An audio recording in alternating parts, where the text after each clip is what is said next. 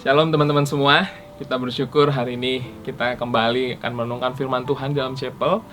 Mari kita siapkan hati, pikiran kita terlebih dahulu sebelum merenungkannya lebih dalam. Mari kita berdoa. Kami merindukan Tuhan, Kau hadir di dalam perenungan firman Tuhan hari ini. Dimanapun kami saat ini berada, anak-anak yang mungkin ada di rumah dan juga para guru, sebagian di rumah dan sebagian di sekolah, mohon Tuhan yang tolong. Supaya dalam perenungan ini kami boleh kembali melihat apa yang menjadi isi hati Tuhan dan kembali memahami, menyadari apa yang Tuhan inginkan dalam hidup kami. Tuhan tolong kami Tuhan, supaya di dalam perenungan firman Tuhan ini, hati kami, pikiran kami, dan hidup kami boleh kami fokuskan kepada Tuhan, untuk kami boleh mendengarkan apa yang menjadi keinginan Tuhan untuk kami hidupi. Tuhan berkati hamba-Mu yang penuh keterbatasan ini, supaya melalui mulut dan bibirnya hanya firman-Mu yang diberitakan, dan kami semua boleh mendapatkan berkat daripada Tuhan. Dan Tuhan yang kembali mengubahkan hidup kami melalui firman Tuhan hari ini. Tolong kami Tuhan, berkati waktu ini dan berbicaralah kepada kami semua. Di dalam nama Tuhan Yesus kami berdoa. Amin. Teman-teman, hari ini kita akan membahas satu tema, Living by the Spirit. Hidup oleh roh.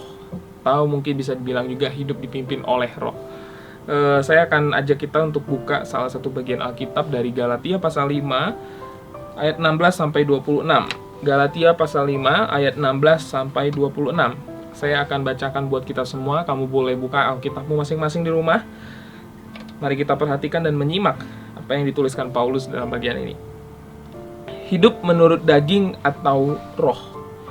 Maksudku ialah hiduplah oleh roh, maka kamu tidak akan menuruti keinginan daging. Sebab keinginan daging berlawanan dengan keinginan roh, dan keinginan roh berlawanan dengan keinginan daging. Karena keduanya bertentangan, sehingga kamu setiap kali tidak melakukan apa yang kamu kehendaki. Akan tetapi jikalau kamu memberi dirimu dipimpin oleh roh, maka kamu tidak hidup di bawah hukum Taurat. Perbuatan daging telah nyata, yaitu percabulan, kecemaran, hawa nafsu, penyembahan berhala, sihir, perseteruan, perselisihan, iri hati, amarah, kepentingan diri sendiri, percideraan, roh pemecah, kedengkian, kemabukan, pesta pora, dan sebagainya. Terhadap semuanya itu kuperingatkan kamu, seperti yang telah kubuat dahulu, bahwa barang siapa melakukan hal-hal yang demikian, ia tidak akan mendapat bagian dalam kerajaan Allah. Tetapi buah roh ialah kasih, sukacita, damai sejahtera, kesabaran, kemurahan, kebaikan, kesetiaan, kelemah lembutan, penguasaan diri. Tidak ada hukum yang menentang hal-hal itu. Barang siapa menjadi milik Kristus Yesus, ia telah menyalibkan daging dengan segala hawa nafsu dan keinginannya. Jikalau kita hidup oleh roh, baiklah hidup kita juga dipimpin oleh roh. Dan janganlah kita gila hormat, janganlah kita saling menantang dan saling mendengki. Teman-teman, kurang lebih 80 tahun yang lalu, tepatnya tanggal 7 Desember 1941, itu ada satu peristiwa yang sangat memilukan bagi Amerika Serikat. Pada tanggal itu, pangkalan udara Amerika Serikat di Pearl Harbor, Hawaii itu dibombardir, mendadak dikuasai oleh tentara penerbangan Jepang. Ya, kita tahu ini tercatat dalam sejarah, dan dalam peristiwa itu dalam sekejap mata pangkalan udara itu dikuasai oleh Jepang. Bom-bom dijatuhkan dari pesawat Jepang, dan ada begitu banyak korban jiwa yang melayang dalam peristiwa itu. Nah, teman-teman, kita tahu kisah ini tercatat dalam sejarah. Namun pertanyaannya sebenarnya adalah, apa sih penyebab Jepang begitu mudah menguasai pangkalan udara Amerika Serikat? Padahal kita tahu pangkalan udara Amerika Serikat salah satu pangkalan militer yang terkuat di dunia. Tapi pada saat itu, pada peristiwa itu, apa yang menyebabkan pangkalan itu dengan mudah dikuasai dan diserang oleh tentara Jepang? Nah, teman-teman, ternyata persoalannya sederhana. Pada saat tentara Amerika Serikat diserang, mereka itu nggak tahu peperangan sebenarnya sudah dimulai. Pagi itu, hari Minggu jam 6 pagi, tentara Jepang telah masuk dan mengepung pangkalan udara itu, dan bom-bom dijatuhkan dari atas. Teman-teman, padahal tentara Amerika lagi ngapain? Mereka sedang tertidur karena malam minggu yang panjang. Mereka sedang santai karena mereka baru mendapatkan berita bahwa tidak ada tanda-tanda peperangan yang akan terjadi. Bahwa mereka melihat atau mendengarkan berita bahwa sepertinya Jepang itu memberikan tanda-tanda bahwa mereka menginginkan perdamaian. Jadi mereka santai, mereka berlibur, bahkan seorang jenderalnya pergi berlibur, tidak ada di tempat pada waktu itu. Nah teman-teman, keadaan itu membuat orang Amerika lengah dan tidak waspada. Sehingga pada pagi hari itu jam 6 pagi, mereka tidak sadar mereka ternyata sedang berada di zona peperangan. Intinya tentara Amerika tidak menyadari bahwa perang udah dimulai. Sehingga mereka akhirnya ditaklukkan oleh tentara Jepang. Amerika menangis karena begitu banyak korban dan yang terjadi di sana. Ada 188 pesawat terbang hancur, 20 kapal perang hancur, dan 2.403 jiwa melayang. Baik itu tentara Amerika maupun juga orang sipil. Amerika diliputi oleh duka yang begitu dalam dan mereka sangat jengkel karena dihina oleh orang Jepang sedemikian rupa. Nah teman-teman, apa yang terjadi di Pearl Harbor, Hawaii ini, atau peristiwa di Pearl Harbor ini, sebenarnya sedikit banyak menggambarkan tentang kerohanian orang Kristen saat ini. Teman-teman, banyak orang Kristen yang nggak sadar bahwa peperangan itu sedang terjadi. Orang Kristen yang tidur terlalu panjang dan terlalu lelap. Orang Kristen yang nggak tahu kalau dia sedang diserang. Nah itu sebabnya kita sering jumpai orang-orang Kristen yang kemudian akhirnya jatuh, kalah di dalam peperangan rohani. Seperti tentara Amerika yang kalah karena tidak sadar, tidak waspada bahwa mereka sedang berada di dalam situasi perang. Yang membuat mereka kemudian harus mengalami begitu banyak korban di dalam peristiwa itu. Nah teman-teman, kehidupan rohani orang-orang Kristen juga sama. Seringkali kita jatuh di dalam peperangan rohani, kalah di dalam peperangan rohani, karena kita nggak sadar bahwa dalam setiap hari hidup kita itu berada di dalam zona perang. Kita sedang berada di dalam situasi peperangan rohani. Waktu kita nggak sadar, kita akhirnya tidak siap dengan apa yang akan kita hadapi. Dan membuat kita mudah sekali jatuh. Ada banyak sekali orang-orang yang jatuh bergelimpangan di dalam dosa. Mulai dari hamba-hamba Tuhan, bahkan kemudian anak-anak Tuhan. Anak-anak muda, anak-anak remaja yang katanya mencintai Tuhan, yang katanya percaya dan menerima Yesus dalam hidupnya. Ada berapa banyak yang kita temukan hari ini jatuh bergelimpangan di dalam dosa. Dan apakah salah satunya kita? Apakah salah satunya kamu? Teman-teman, kita nggak sadar godaan itu bisa datang kapan saja. Kita nggak sadar bahwa kita berada dalam situasi perang setiap hari. Akhirnya kita bersantai, kita tidak mempersiapkan diri, dan kita akhirnya jatuh di dalam dosa. Dan yang lebih parah jika kita jatuh terlalu dalam dan kita begitu menyesalinya. Teman-teman, kalau kita tidak waspada dan sadar kalau kita ada di dalam situasi peperangan, wajar kalau kita itu akhirnya mudah sekali jatuh. Kita mudah sekali jadi orang yang mengabaikan firman Tuhan. Kita jadi orang yang mencontek pelajaran-pelajaran, tugas-tugas yang diberikan oleh guru. Kita dengan mudah sekali terpancing emosi karena dianggap rendah oleh teman kita. Kita mudah sekali jadi orang yang membuli orang lain, merasa lebih baik dari orang lain. Kita mungkin juga dengan mudah jatuh ke dalam dosa pornografi, masturbasi yang kamu lakukan. Karena kamu gak waspada. Kita berada di dalam situasi perang. Bahkan kamu jatuh dengan apa yang kamu lakukan dengan pasangan kamu yang udah mulai pacaran, melewati batas-batas kekudusan seorang Kristen. Dan kamu terjatuh. Kenapa? Karena kamu tidak menyadari. Hari ini, saat ini, kita tiap hari menghadapi situasi peperangan rohani. Nah teman-teman, pertanyaannya kapan sih sebenarnya peperangan itu dimulai? Peperangan itu dimulai saat kita pertama kali menerima atau kita percaya dan menerima Yesus Kristus sebagai Tuhan dan Juru Selamat kita pribadi.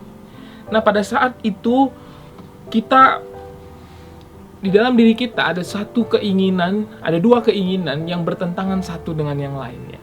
Yaitu yang pertama, keinginan daging yang menguasai hati kita, yang dikuasai oleh dosa, untuk melakukan hal-hal yang diinginkan oleh diri kita yang telah jatuh di dalam dosa.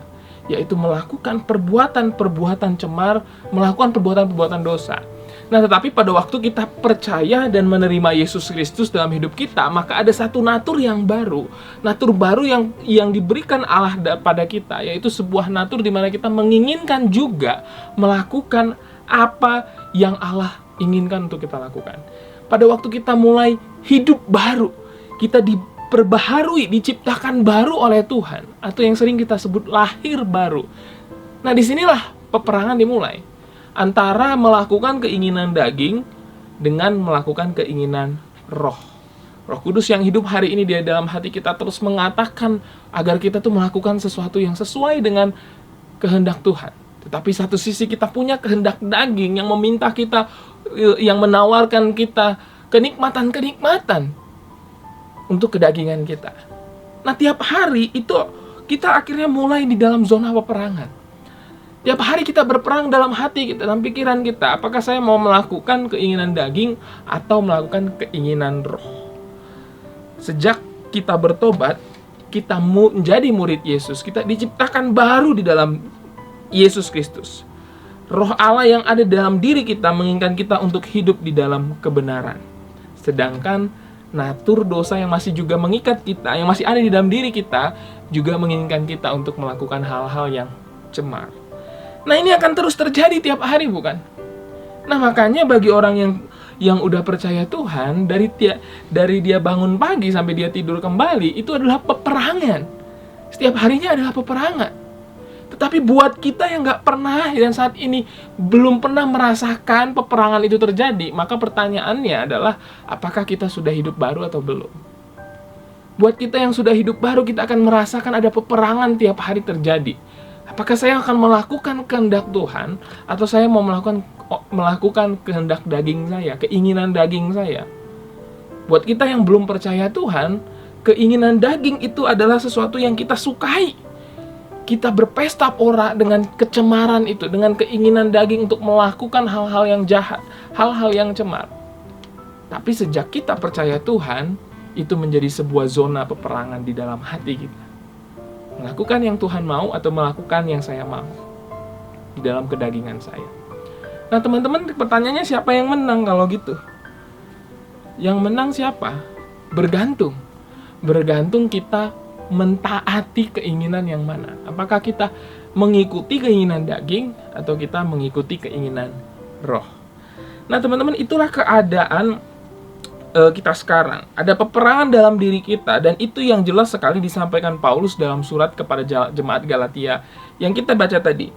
Saya ingin kita lihat di ayat 17, Paulus berkata begini.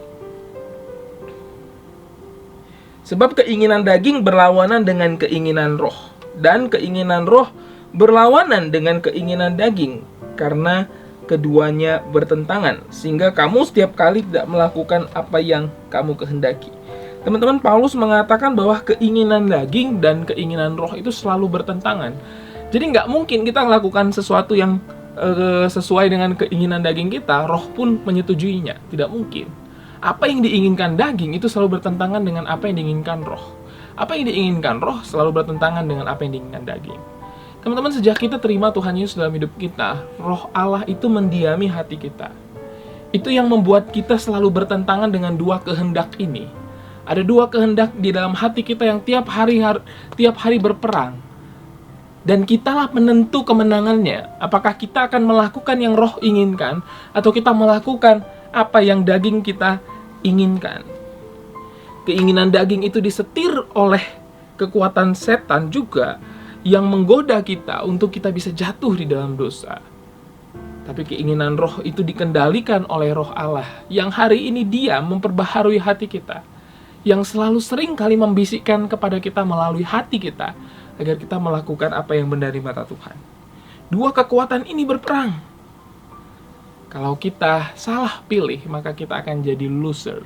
Jadi orang-orang yang kalah, orang-orang yang jatuh di dalam dosa.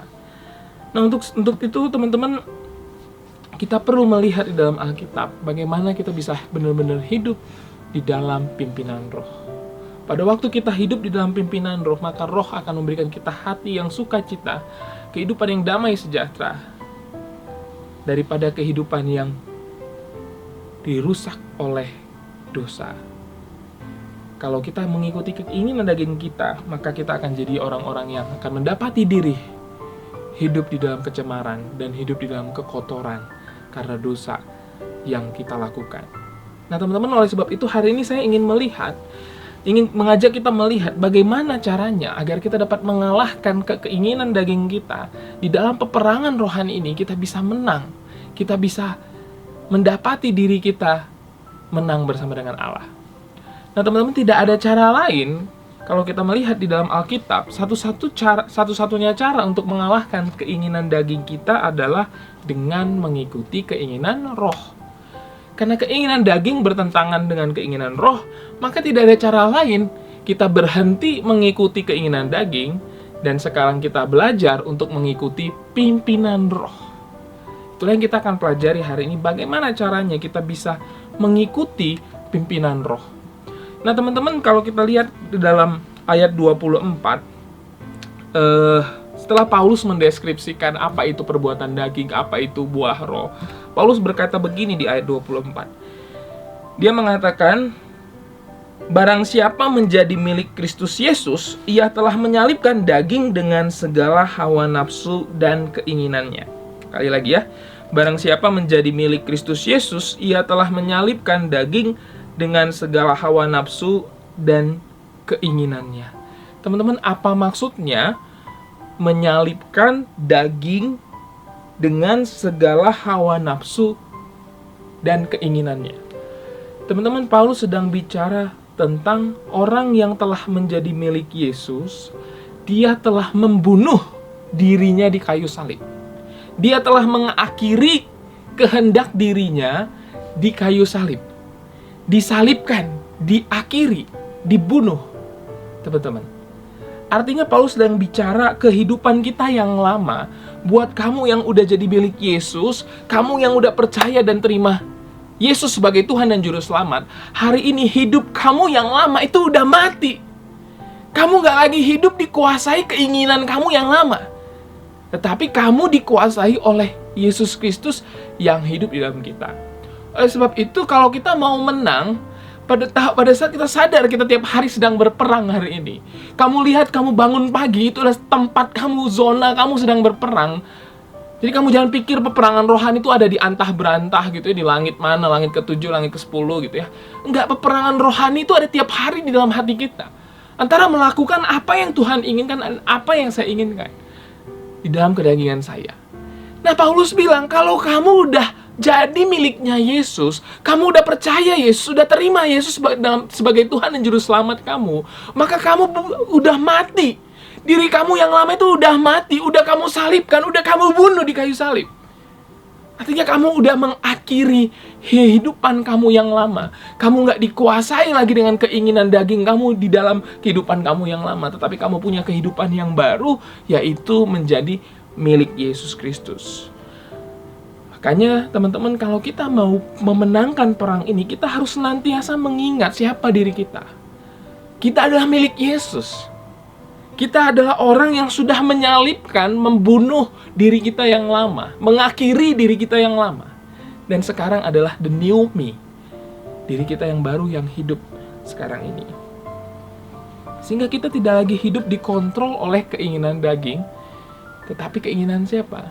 Keinginan Kristus yang telah mati, menebus kamu dan menebus saya, memberikan hidup yang baru, memberikan hati yang baru untuk kita hidupi. Nah teman-teman, kemudian Paulus katakan di ayat 25, dia berkata, jikalau kita hidup oleh roh, baiklah hidup kita juga dipimpin oleh roh. Paulus baru bicara di ayat 24 tentang barang siapa menjadi milik Yesus, dia sudah mengakhiri kehidupannya yang lama. Menyalibkan kedagingannya, keinginannya sudah disalibkan. Nah kita nggak lagi hidup dengan keinginan itu. Kemudian Paulus bilang, kalau gitu kita hidup dengan apa? Dia bilang, kalau kita hidup oleh roh, baiklah kita juga dipimpin oleh roh. Paulus mau bicara, kalau kita hari ini udah menyalibkan keinginan daging kita telah mengakhiri hidup kita yang lama itu, kita telah meninggalkan kehidupan kita yang lama, hidup kita tidak lagi dikontrol oleh keinginan daging kita itu. Nah sekarang yang kontrol siapa? Yang kontrol adalah roh Allah yang hari ini mendiami hati kita. Pada waktu kita terima Yesus sebagai Tuhan dan Juru Selamat kita, Roh Kudus hadir dalam diri kita. Dan dialah yang setiap hari menuntun kita agar kita hidup di dalam kebenaran. Nah untuk itu teman-teman, ayat 25 ini Paulus katakan, jikalau kita hidup oleh roh, hendaklah kita dipimpin oleh roh. Kalau kita hari ini udah punya Roh Kudus dalam diri kita, maka artinya kita hari ini pun belajar untuk memberi diri dipimpin oleh Roh Kudus. Nah teman-teman, kegagalan kita atau kejatuhan kita di dalam peperangan ini terjadi kenapa? Karena kita tidak mengizinkan kita memberi diri kita dipimpin sama Roh Kudus. Ketika keinginan daging menawarkan kita kenikmatan-kenikmatan tertentu dari dosa pornografi, dari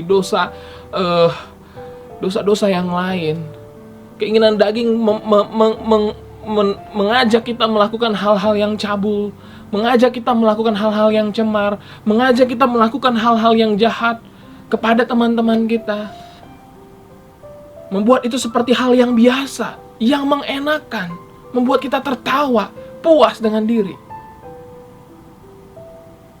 Nah teman-teman, ketika keinginan daging itu menawarkan sesuatu, harusnya kita yang hari ini udah hidup di dalam Yesus, kita berhenti sejenak dan katakan tidak kepada keinginan itu.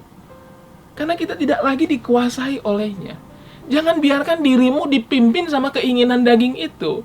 Paulus mengatakan hendaklah kita memberi diri untuk dipimpin oleh roh. Teman-teman, dipimpin itu apa sih? Dipimpin itu sederhananya gini. Dia berjalan di depan, kita di belakang.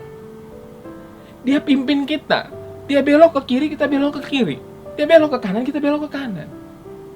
Nah artinya kalau kita mau hidup, kita sungguh-sungguh menang di dalam peperangan rohani yang tiap hari kita lewati, dan kita sadar tiap hari kita sedang berada dalam peperangan rohani, maka izinkan Roh Kudus memimpin diri kita, dan kita memberi diri untuk dipimpin. Kegagalan kita seringkali karena kita nggak mau dipimpin. Ya, teman-teman, mimpin orang, memberi diri dipimpin orang itu memang bukan hal yang mudah ya. Saya ingat kalau kita ke sekolah, upacara, ya, ngatur upacara itu nggak gampang. Guru yang jadi pembina di atas mimbar kemudian ngomong, ayo luruskan barisannya. Anak-anak ngomong sana, ngomong sini. Kemudian lagi yang pembina dari atas kemudian ngomong lagi, ayo yang sebelah sini, di barisnya tolong dirapikan. Jangan ada yang sampai belakang, lewat dari batas lapangan. Kalau lewat, maju ke depan. Pada maju nggak? Enggak. Masih ngumpul, gerak-gerak. Lu duluan. Ah enggak, gua nggak pendek. Lu aja yang pendek duluan. Nggak beres ya. Nah teman-teman, kita jadi manusia memang sulit sekali memberi diri untuk dipimpin. Ya enggak? Kenapa? Karena kita punya keinginan sendiri, kita punya kehendak sendiri, maunya kita.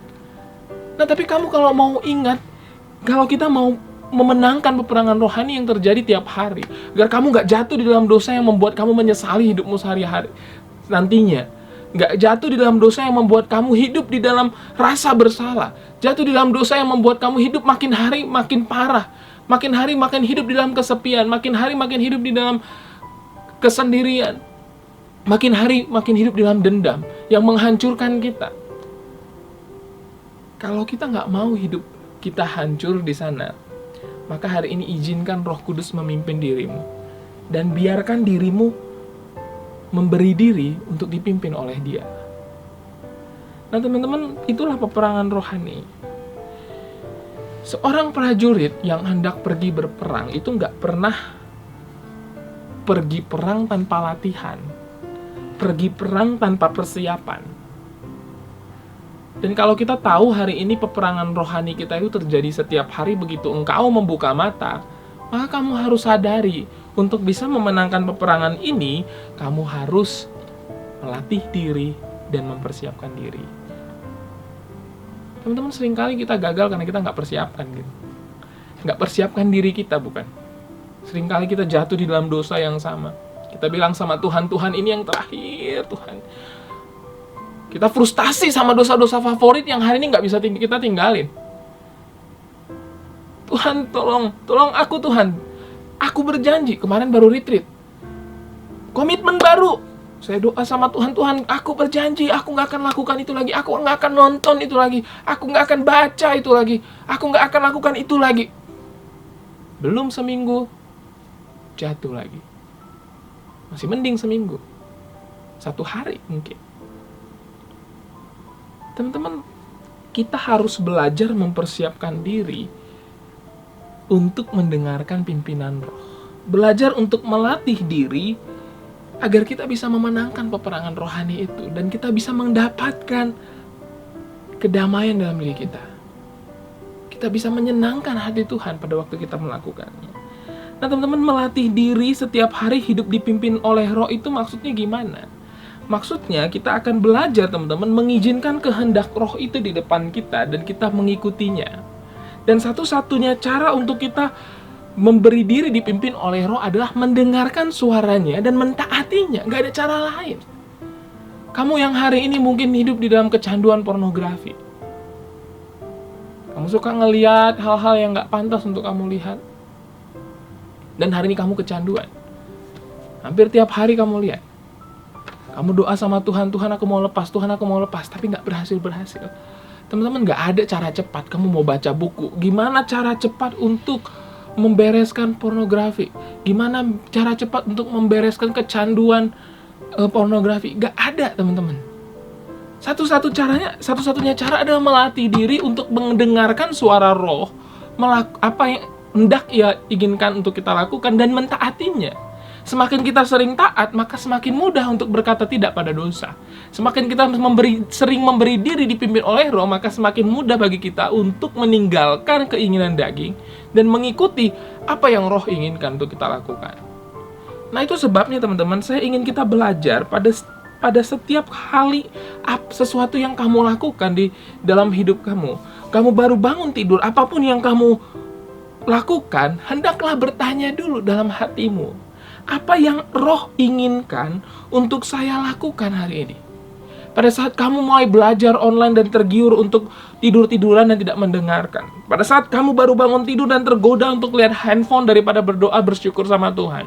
Pada saat kamu begitu malas untuk baca dan merenungkan firman Tuhan di pagi hari. Pada saat kamu punya konflik sama temanmu dan ingin rasanya balas dendam dengan lebih jahat lagi. Pada saat kamu kepahitan dan kamu gak pernah bisa mengampuni sampai hari ini. Pada saat kamu mulai berpikir untuk pacaran dan kamu mulai melakukan hal-hal yang tidak pantas, melewati batas-batas kekudusan Kristen. Pada saat kamu mulai membuka gadgetmu dan untuk melihat hal-hal yang porno, hal-hal yang gak pantas tuh kamu lihat. Cobalah bertanya dulu sama Tuhan. Tuhan, inikah yang kau inginkan? Apakah ini yang Tuhan inginkan?